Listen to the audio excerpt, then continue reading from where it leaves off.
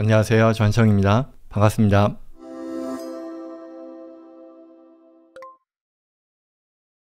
부동산 투자로 경제적 자유 달성이다 라는 질문인데요. 지난번 영상 부자들의 자녀 경제 교육을 잘 봤습니다. 영상에서 경제 교육의 세 가지 주제인 자산을 모아라에 대해서 주식, 부동산, 생명보험 등을 활용하라는 내용, 좀 더 자세한 설명을 듣고 싶다. 특히 부동산을 활용한 방안에 대해 알고 싶습니다. 이분이 이제 말씀하신 영상이 이거였어요. 252강 경제교육, 진짜 경제교육이란 이것이다 라고 했는데 그 내용이 이거였어요. 뭐 대단한 건 아니고 우리가 정말 경제교육이라고 하는데 그게 그렇게 거창하고 복잡하고 어떤 추상적인 뭐 이런 내용일까 싶은데 그렇지는 않다. 뭐 이 영상 한번 꼭 보시면 좋겠습니다만 내용은 그거였어요. 중요한 것은 당연히 내가 경제적인 자유를 달성하기 위해서 첫 번째로 돈을 벌어야 된다는 거고요. 그래서 종잣돈을 당연히 확보해야 된다. 너무 당연한 얘기니 그리고 나서 종잣돈이 모이면 그걸 가지고 자산을 사는데 자산을 모으는데 써야 된다라는 것이죠.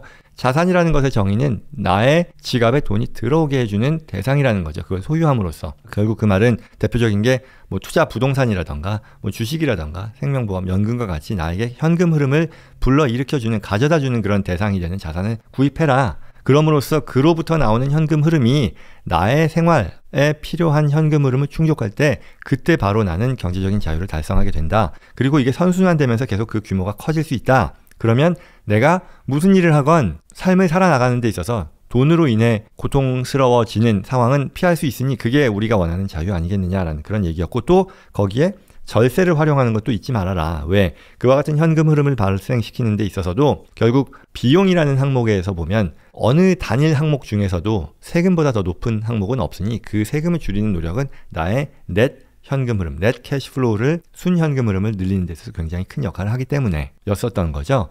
그런데 이 내용에서 자산을 모아라라는 것을 어떻게 진행할 수 있는지에 대해서 좀 자세히 설명을 듣고 싶다라는 그런 말씀이에요. 부동산에 관련해서 자산을 모은다라는 것은요, 부동산 어떤 컨셉이냐면 결국 투자 부동산을 통해서 내가 이 경제적인 자유를 얻는 데 있어서 큰 혜택을 볼 수 있을 것이다, 활용을 할 수 있을 것이다 라는 그런 얘기죠. 그러면 어떻게? 내가 투자 부동산에 투자를 하면 일단 일차적으로 나는 현금 흐름을 일으킬 수 있을 거예요. 왜? 내가 임대소득을 받을 테니까요.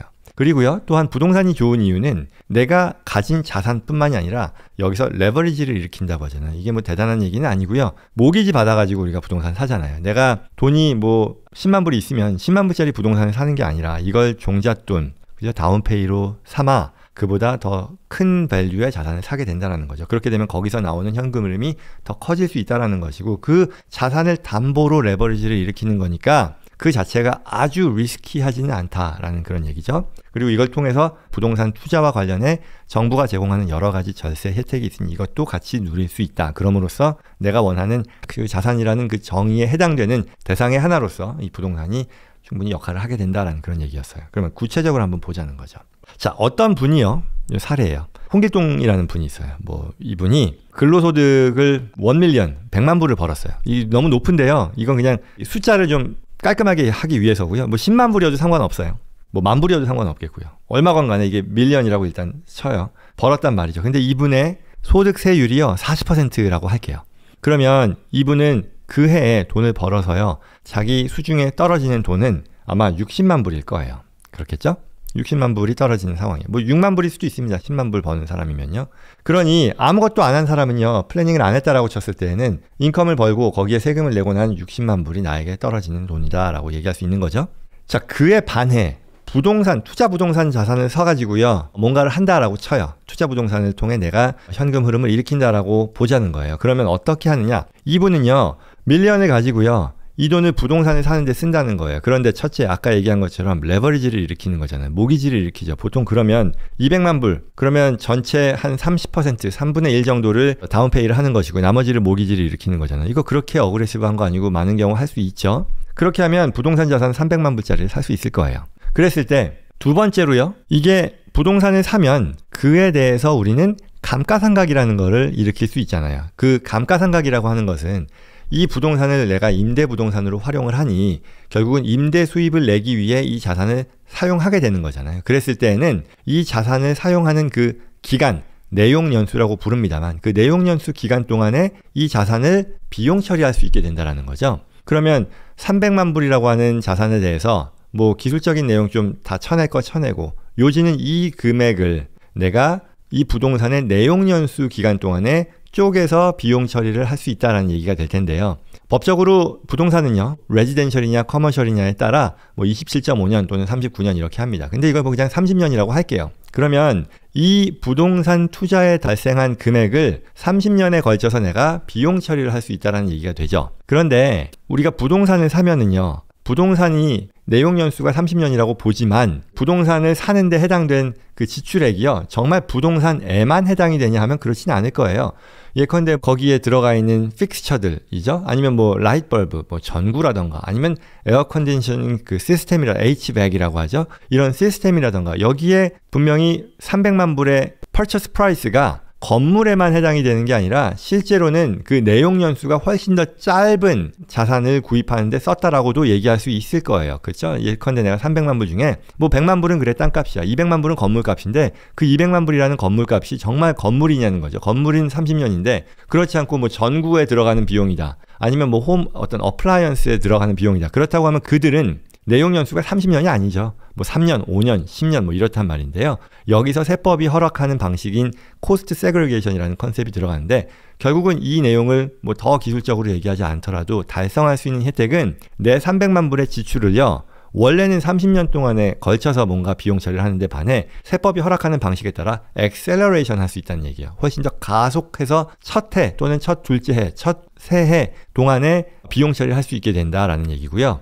여기서의 사례는요, 예컨대 이제 300만 불을 샀는데 그 중에 첫 해에 Accelerated Depreciation으로 활용할 수 있는 게 1.2 밀리언이 나왔다라고 가정하는 거예요. 그렇다라고 하면 내가 지금 밀리언의 수입을 벌은 사람으로서 내가 레버리지를 일으켜서 300만 불에 부동산 투자를 했단 말이에요. 그러면 나는 이거 어디다가 쓸데없는데 지출한 게 아니라 나는 자산을 사는데 쓴 건데, 이와 같은 투자 활동을 통해 내가 추가로 혜택을 보는 것은 뭐냐면 1.2 밀리언이라고 하는 비용인 거예요. 이 비용은 정말 내가 어딘가에 지출한 비용이냐면 그렇지 않아요. 나는 투자 자산을 산 거에 지나지 않아요. 그렇지만 서류상 내가 활용할 수 있는 비용이 생긴 거죠. 굉장히 좋은 거죠. 그래서 이분은 본인이 벌어들인 1 밀리언 인컴에 대해서요, 이 1.2 밀리언이라고 하는 서류상 비용, 페이퍼러스를 써서 실제 손실을 20만 불을 일으킬 수 있어요. 그러면 이 1 밀리언이라는 소득에 대해서 세금 하나도 안 내게 되죠. 더 나아가서요, 스텝 3까지 가면은요, 이분이 지금 300만 불짜리 부동산, 투자 부동산을 샀잖아요. 그러면 렌탈 인컴에 대해서 뭐 6만 불이 발생했다고 쳐요. 2% 정도의 수입이니까 그렇게 어그레시브한 거 아니죠. 300만 불 가치의 부동산에 대해서 나의 렌탈 인컴이 6만 불 나왔다라고 치면, 여기서요, 이 6만 불이라고 하는 소득도요, 손실 중에 1.2 밀리언의 손실에서 20만 불이 남았잖아요. 손실이 더 큰 거잖아요. 이걸 써서 더 줄일 수도 있는 거예요. 이 6만 불의 소득 역시도 과세되지 않도록 줄인다라는 컨셉이에요. 그러면 결국은 이분은요, 1년 차 때요, 밀리언 벌어서 거기서 레버리지를 써서 부동산을 샀더니만 밀리언에 대해서 세금 안 내고요. 그리고 또 추가로 6만 불 소득을 발생시키는데, 렌탈 인컴을 발생시키는데 여기서도 세금을 안 내는 그런 상황, 아주 마술과도 같은 그런 상황을 얻게 된다라는 그런 얘기를 할 수 있는 거죠. 그리고요, 이걸 계속 한다고 쳐보죠. 5년 동안 내가 이걸 계속 한다라고 치는 거예요. 그러면 플래닝 아무것도 안 했을 때는요, 계속 내가 밀리언 번 거 뭐 60만 불씩 벌겠죠. 이걸 5년에 걸쳐서 하다 보니 그 뒤에는 아마도 5년 뒤에는요, 300만 불의 자산이 쌓여 있을 거예요. 물론 여기서 이런저런 투자를 하겠지만 단순화시키는 거예요. 그러니 이분은 5년간의 수입, 세금 낼 거 내고 해서 남는 것은 300만 불이다. 현금이 수중에 있겠죠. 반면에요, 부동산 투자를 통해서 뭔가를 한 그 경우를 말합니다. 이 경우에 어떻게 되느냐, 1년 차 때 우리가 300만 불짜리 부동산을 샀어요. 그리고 임대 수입이라고 하는 6만 불을 추가로 우리가 얻는다는 걸 알고 있어요. 그리고 이걸 5년 동안 반복을 한다 그러면요, 300만 불짜리 5년 계속해서 사는 거예요. 그러면 1,500만 불짜리의 자산을 확보하게 된 거예요. 그리고 여기서 발생하는 임대소득도 30만 불씩 추가로 발생을 시키는 거죠. 그리고 적어도 아까의 사례에서 이 6년치의 이 30만 불의 캐시플로우라고 하는 것은 세금을 내지 않는 그런 캐시플로우로 만들 수 있을 거예요. 이게 아무것도 안 했을 때와 비교하면 이 금액은 어마어마한 차이가 될 것이고요. 그리고 여기서 더 나아가서요, 보통 15 밀리언의 자산 가치를 가진 부동산이요, 5년이 지났으니까 또 가치가 올랐을 거 아닙니까? 그러면 내가 3분의 1이었었죠. 100만 불씩 넣은 그 에쿼티가 이제는 500만 불이 아니라 그보다 더 높아졌을 거란 말이에요. 그럼 그 에쿼티를 뽑아서 또 다른 부동산에 투자할 수도 있을 거예요. 그리고 이와 같은 자산을 계속 투자함으로써 내가 아까 감가상각도 일으키고 이걸 재투자하고 할 수 있잖아요. 그랬을 때 부동산을 재투자하면요, 거기서 벌어지는 양도소득에 대해서도요. 1031, 오늘 여기서 1031을 더 얘기하지는 않을 겁니다. 그리고 1031을 통해서 그 세금을 계속 피할 수 있고요. 그리고 이분이 계속 나이가 먹어서 그와 같은 이 세금을 안 낸 채로 계속 가치가 올라간 그 자산에 대해서 언젠가는 내가 이걸 팔아서 세금 내야 되지 않을까라는 그런 걱정을 할 수 있는데, 이분이 이 자산을요 팔지 않고 상속하게 되면요, 그와 같은 자산의 원가가 상속을 받은 자녀들 또는 뭐 친지들의 입장에서는 스텝업 된다라는 거죠. 결국은 그 말은 앞서 우리가 감가상각으로 다 활용을 하고 그리고 자산 가치가 올라가는 이 모든 과정에 있어서 세금을 안 낸 것들이 다음 세대로 넘어가면서 완전히 와시가 되는 거예요. 그러니 세금 하나도 안 내는 것으로 모두가 해피하게 되는 그런 상황을 우리는 누릴 수 있게 된다라는 그런 혜택인 거죠. 결국 그 말은 우리가 비교하면 이와 같은 아무것도 안 했을 때의 300만 불 자산 대비 이 5년 동안이 지났을 때 1,500만 불 또는 그 이상 가치가 되는 자산과 30만 불의 패시브 인컴을 벌어들인다는 면에서 이 혜택은 엄청난 거잖아요. 그러니 부동산 투자를 통해서 앞서 얘기했던 어떤 자산을 샀다. 자산이라는 것은 뭐다? 나에게 현금을, 나의 지갑을 채워주는 그런 대상이다. 현금을 채워주는 거잖아요. 그리고 이 과정에서 이 30만 불이라고 하는 것은 이후의 과세에 있어서도요, 세율이 더 낮게 적용이 될 겁니다. 왜냐하면 이건 나의 사업소득, 근로소득이 아니라 패시브 인컴이기 때문에. 그리고 더 나아가서요, 이 과정에서 아까 얘기했던 1031이라던가 스텝업 베이시스와 같은 추가의 절세 혜택도 누릴 수 있게 된다. 그러니 우리가 얘기하는 어떤 경제적인 자유를 달성하는 데 있어서 반드시 필요로 하는 그런 투자 대상이 되는 그런 자산이라고 볼 수 있는 거겠죠. 이 내용을 이제 말씀을 드렸던 것이고요. 이와 같은 방식에 대한 구체적인 설명이 여러 영상에 있습니다. 그래서 좀 더 구체적인 내용을 차분하게 설명을 보고 싶으신 분들은 참고하시면 좋겠습니다.